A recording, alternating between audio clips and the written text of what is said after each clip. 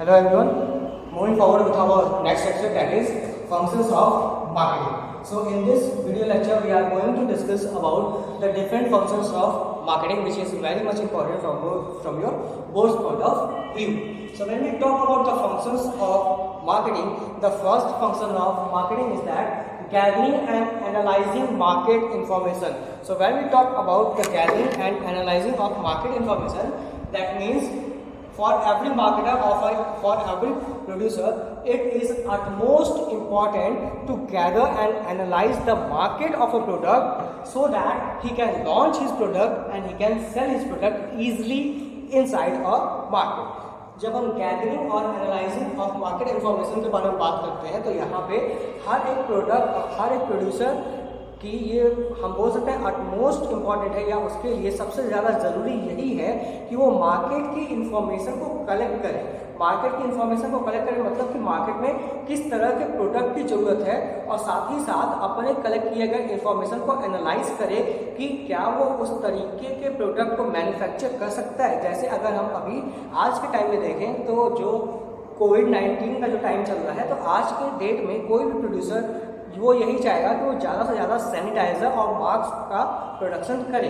तो for example कि अगर एक प्रोड्यूसर है और वो एक सिटी को देख रहा है और वहीं एक विलेज को देख रहा है, तो वो अगर सिटी के मार्केट को एनालाइज करेगा तो वो पाएगा कि वहाँ पे सैनिटाइजर्स और मास्क ईजिली अवेलेबल है as compare to their availability in a village. तो वो अपने मास्क और सैनिटाइजर को जो प्रोड्यूस करेगा तो वो जो है विलेज के लिए ज़्यादा प्रोड्यूस करेगा as compare to the city. The next is that market planning. अब हम यहाँ पे बात करते हैं मार्केट प्लानिंग की। मार्केट प्लानिंग मतलब कि किस तरीके से कोई भी प्रोड्यूसर अपने प्रोडक्ट को मार्केट में सेल करेगा। तो मार्केट प्लानिंग में आप एक चीज़ जो है हमेशा याद रखिएगा, इसके लिए एक टर्म यूज होता है स्वॉट एनालिसिस। इनफैक्ट स्वॉट एनालिसिस आपका एक ऐसा टर्म है कि जिसको आप मार्केटिंग के साथ साथ अपने लाइफ में भी बहुत ज़्यादा यूज कर सकते हो। वो इसलिए क्योंकि स्वॉट SWOT, SWOT stands for strength, S stands for strength, W stands for weakness, O stands for opportunity, whereas T stands for threat. अब समझिए, strength, weakness, opportunity and threat, इन चारों के एनालिसिस को हम कहते हैं मार्केट एनालिसिस या मार्केट प्लानिंग। अब इसको समझिए कि अगर कोई भी प्रोड्यूसर मार्केट प्लानिंग कर रहा है, मतलब अपने प्रोडक्ट को मार्केट में क्या कर रहा है, बेचने के लिए जा रहा है, सेल करने के लिए जा रहा है, तो वो सबसे पहले क्या देखेगा, उसकी स्ट्रेंथ क्या है। उसकी स्ट्रेंथ क्या है मतलब वो किस तरीके से अपने प्रोडक्ट को मार्केट में सेल करेगी ताकि वो ज़्यादा से ज़्यादा प्रोडक्ट को मार्केट में वो क्या कर सके, बेच सके, या ज़्यादा से ज़्यादा कस्टमर तक अपने प्रोडक्ट को पहुंचा सके। ठीक है, तो वो सबसे पहले जो है इस पर फोकस करेगा, अपने स्ट्रेंथ पे। दूसरा फोकस उस पर क्या होगा, उसके वीकनेस पे। उसकी वीकनेस मतलब उसकी कमजोरी क्या है। जैसे अगर समझिए कि अगर किसी प्रोड्यूसर का स्ट्रेंथ उसका मार्केट कवरेज है, या फिर मतलब उसके पास मार्केटिंग एजेंट बड़े अच्छे हैं, तो वो उसकी स्ट्रेंथ हो गई। वहीं हम बात करते हैं वीकनेस। वीकनेस मतलब कि अगर समझिए कि जो उसकी कंपनी है वो साउथ इंडिया में है और उसको अपने प्रोडक्ट को कहाँ बेचना है, नॉर्थ इंडिया में, तो जो दोनों के बीच का डिफरेंस हो गया है वो बहुत ज़्यादा है। तो यहाँ पे उसकी वीकनेस जो आएगी वो क्या आएगी, वो उसकी वीकनेस आएगी ट्रांसपोर्टेशन, कि वो टाइम पे शायद डिलीवरी जो है प्रोडक्ट की ना कर पाए। क्लियर है, क्योंकि डिस्टेंस यहाँ पे उसके लिए क्या हो जाएगा, वीकनेस बन जाएगी। ठीक है, तो यहाँ पे उसने अपना स्ट्रेंथ देख लिया। स्ट्रेंथ क्या है, उसके मार्केटिंग एजेंट थे। वीकनेस क्या हो गई, ट्रांसपोर्टेशन हो गई। ओ दैट स्टैंड्स फॉर अपॉर्चुनिटी। अब वो क्या करेगा, अब उस मार्केट में अपॉर्चुनिटी खोजेगा। अपॉर्चुनिटी मतलब कि वो किस तरीके से ज़्यादा से ज़्यादा कंज्यूमर को क्या करेगा, अट्रैक्ट करने की कोशिश करेगा। either by advertising of the product, either by giving some gift hampers, giving some cashback. There are different methods from which that producer can create opportunity in a market. Opportunity मतलब अपने लिए platform बनाना। ठीक है, अपने लिए platform बनाना मतलब अपने लिए इतनी कोशिश करना कि वो कैसे अपने प्रोडक्ट को मार्केट में क्या कर सके, ज़्यादा से ज़्यादा लोगों को बेच सके। जैसे एग्जाम्पल समझिए, अगर मैं कहूँ कि थम्सअप का एडवर्टीजमेंट सलमान खान की जगह अगर कोई एक नॉर्मल पर्सन करे तो उसका इम्पैक्ट क्या होगा, लोग जो है थम्सअप के ऐड को नहीं देंगे। वहीं अगर थम्सअप का एडवर्टीजमेंट सलमान खान कर रहा है तो वो एक पॉपुलर सेलिब्रिटी है तो लोग जो है उसके ऐड पे ज़्यादा से ज़्यादा इंसिस्ट करेंगे। वहीं अगर समझिए कि अगर कोई एक नया बिस्किट, नए ब्रांड का बिस्किट मार्केट में आता है और उसकी एडवर्टाइजिंग अगर कोई एक कॉमन पर्सन करे तो लोग उसको उतना ज़्यादा प्रेफर नहीं करेंगे, लेकिन अगर उसकी एडवर्टाइजिंग अमिताभ बच्चन कर दे फिर क्या होगा, तो फिर तो वो प्रोडक्ट रातों रात क्या हो जाएगा, फेमस हो जाएगा। तो यहाँ पे जो प्रोड्यूसर वो क्या करेगा, वो अपनी अपॉर्चुनिटी को खोजेगा तो कैसे अपने प्रोडक्ट को ज़्यादा से ज़्यादा बेच सकता है। और फिर यहाँ पे जो चौथा स्टैंड करता है इस वर्ड में, दैट इज थ्रेट। थ्रेट मतलब कि उसको किस चीज़ से डर है। तो जाहिर सी बात है किसी भी प्रोड्यूसर को मार्केट में अगर किसी से सबसे ज़्यादा थ्रेट होता है तो वो किससे होता है, उसके कंपटीटर्स। इससे होता है, उसके कंपटीटर्स से होता है। तो यहाँ पे अगर हम कंपटीटर्स के बारे में बात करें तो उसको अपने स्ट्रेंथ, वीकनेस, अपॉर्चुनिटी के साथ साथ जो उसका पड़ोसी कंपटीटर है उससे हमेशा उसको डर रहेगा कि कहीं उसकी पॉलिसी उससे ज़्यादा अच्छी तो नहीं है। सो इन चारों के बिहाफ पे वो क्या करेगा, वो अपनी मार्केट प्लानिंग को करेगा।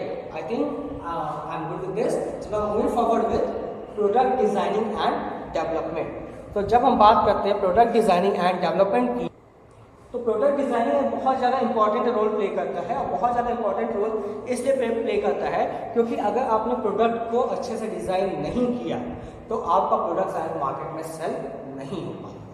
और अब समझिए कैसे, अब प्रोडक्ट डिज़ाइनिंग कैसे।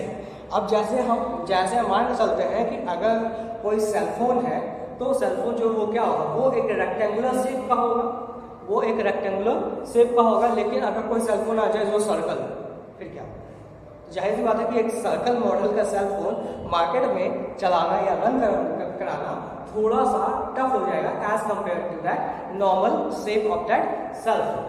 या फिर अगर आपको दूसरे एग्जाम्पल से समझना है तो ऐसे समझिए कि जो आप डोमिनोज में जाके पिज्ज़ा खाते हैं तो वो सर्कल पे आता है, वो सर्कल की जगह अगर बिस्किट में आने लगे, छोटे छोटे स्लाइस में आए तो तब आपका उतना ज़्यादा इंटरेस्ट नहीं रह जाएगा।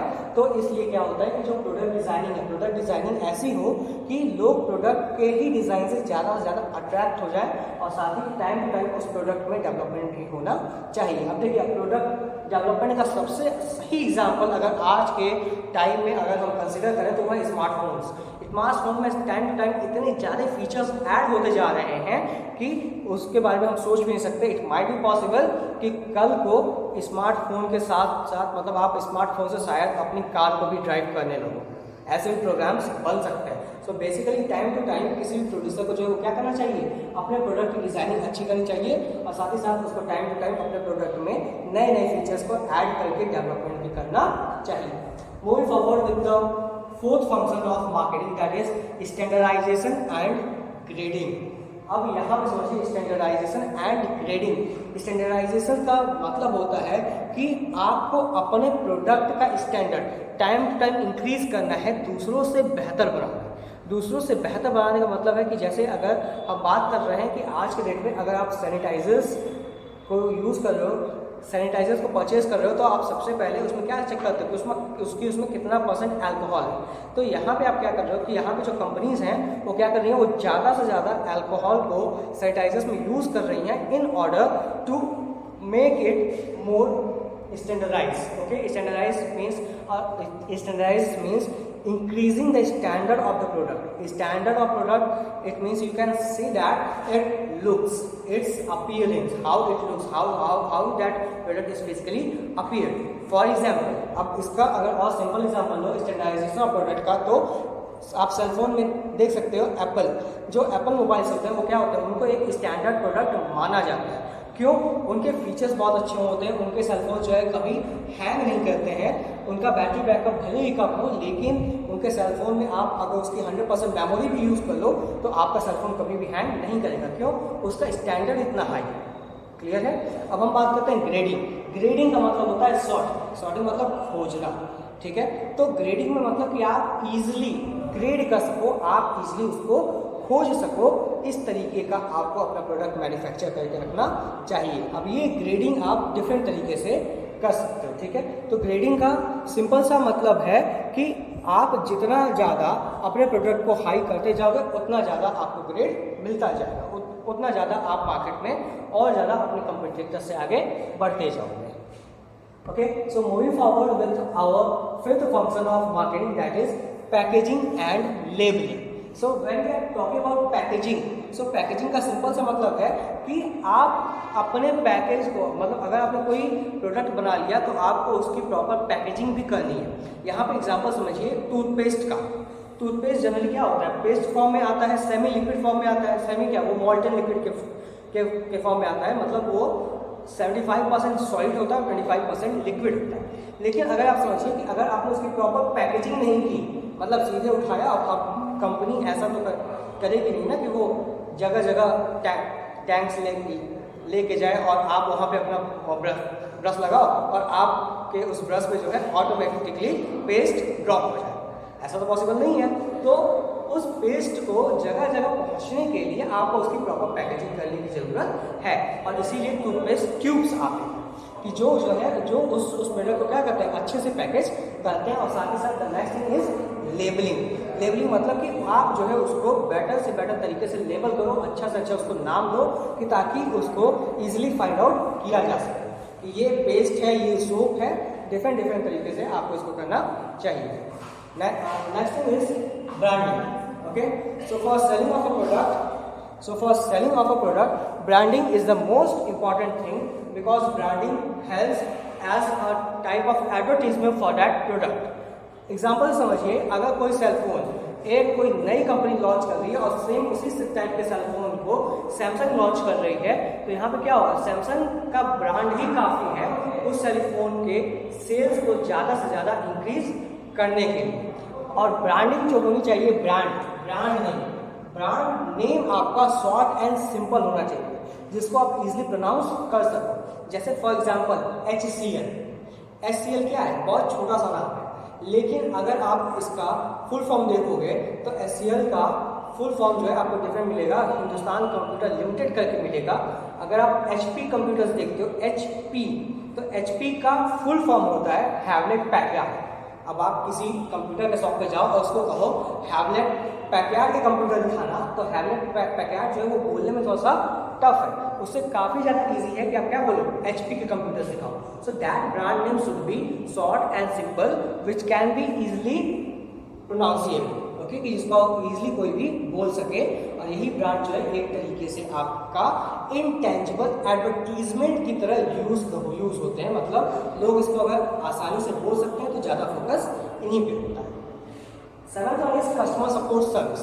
When we are talking about customer support service, so in this every market enterprises should focuses on customer support service। मतलब अगर कस्टमर को किसी तरीके का कोई भी प्रॉब्लम होता है किसी भी प्रोडक्ट को यूज़ करने में, तो यहाँ पे जो बिजनेस फॉर्म है उनकी ये मॉरल रिस्पॉन्सिबिलिटी बनती है कि वो जो है कस्टमर सपोर्ट सर्विस प्रोवाइड करें, कि जिससे कंज्यूमर को हो रही किसी भी प्रॉब्लम का सॉल्यूशन उसको जल्दी से जल्दी मिल जाए। अगर आप इसका एग्जांपल समझेंगे तो जितने भी हेल्पलाइन नंबर्स होते हैं, so these helpline numbers are provided to solve the customer grievances और to provide support to the customer. अब जैसे एग्जांपल समझिए कि आज के डेट में लगभग सारी कंपनीज हैं जो आपको हेल्पलाइन नंबर प्रोवाइड करती हैं कि अगर आपको कोई प्रॉब्लम है तो आप उनके हेल्पलाइन नंबर पे कांटेक्ट कर लीजिए। अगर मैं फॉर एग्जांपल दूँ, एयरटेल ने अपना कस्टमर सपोर्ट सर्विस बंद कर दिया आज के डेट में, मतलब आपके पास कोई हेल्पलाइन नंबर ही नहीं है, तो आप क्या करेंगे? अगर आपको नेटवर्क सही नहीं मिल रहा है, या अगर आपका डेटा पैकेज जो है वो टाइम से पहले ख़त्म हो गया, तो आप किसको कंप्लेन करोगे? जाहिर सी बात है कि आप किसी को कंप्लेन नहीं कर पाओगे। तो इन्हीं सब ग्रीवांसेस को सॉल्व करने के लिए हर एक कंपनी को क्या करना चाहिए? कस्टमर सपोर्ट सर्विस प्रोवाइड करना चाहिए। The last one is of this section, that is pricing of a product. Pricing also plays a very important role in the functions of marketing. Why so? Because pricing should be, or pricing of a product should be in such a way that it should not be much of the costly and much of the lower cost. वो इसलिए क्योंकि अगर आप अपने product का price बहुत ज़्यादा high कर दोगे तो आप हर एक इंडिविजुअल तक नहीं पहुंच पाओगे, और वहीं अगर आप अपने प्रोडक्ट का प्राइस एकदम लो कर दोगे, इट माइट बी पॉसिबल कि आपके प्रोडक्ट को एक इंफीरियर प्रोडक्ट समझा जाए। अब यहाँ पे समझिए, यहाँ पे मैं एक एग्जांपल लेता हूँ क्लिनिक प्लस का।